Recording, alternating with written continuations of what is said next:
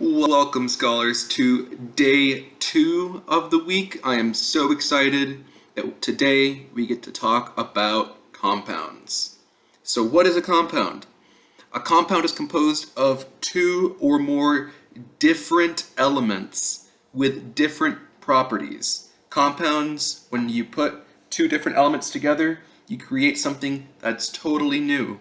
This is an example of a chemical change because we take two elements, combine them together, they bond, they become best friends, they share their electrons together, and now at the end result we have something that is totally different.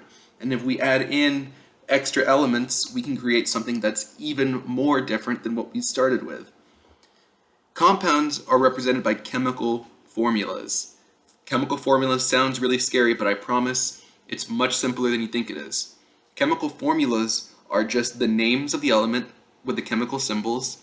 So if we're ever confused, we can look back at our trusty periodic table, and they're followed by numbers. The numbers in front of an object mean how many times that type of molecule will show up, and the subscript or the small number tells you how many individual atoms make up that compound. For example, CO2.